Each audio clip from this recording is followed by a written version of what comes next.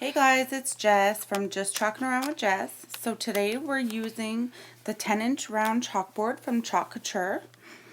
I'm going to be doing the Live Life in Flip Flops transfer. I'm going to pull it off now, put it on this little towel that I have.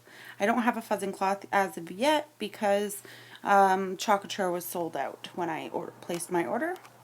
So I fuzzed it up about 3 or 4 times. And then put it on my chalkboard so it doesn't get too stuck when I pull it up after I chalk it. I'm going to take my guava chalk paste. It's a little bit too dry, so I'm going to add a little bit of water to it and just stir that up to a yogurt-like consistency, and then we're good to go. I'm going to take my small squeegee and put the chalk paste all over the transfer. And then when you first go over this, you don't have to press too hard, and just make sure all of that silk screen is covered. And then once all the silk screen is covered, you're going to want to scrape that off, put all the excess back into the jar so that we can use it for later use. It's all good, just goes right back into the jar. And then we're going to pull it up. Remember to pull your screen up to the ceiling, not on an angle, so you don't ruin that silk screen. I'm going to cut the flip-flops now.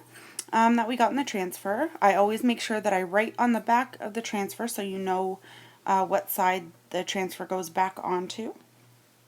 I'm going to take these off of the backing and fuzz these up.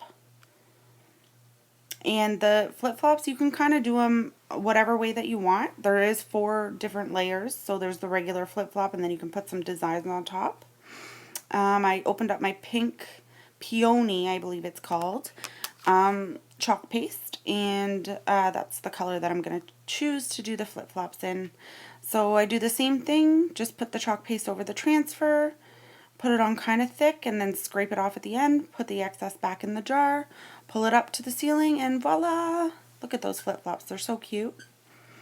And then I'm going to do the same thing with the other flip-flops. At the bottom there, scrape it off, put it back in the jar, lift them up. And then I'm going to do a third pair. And I'm choosing to do these all in peony, but you can do them in whatever color that you choose to. I just really like this pink color. I think it goes great with the guava.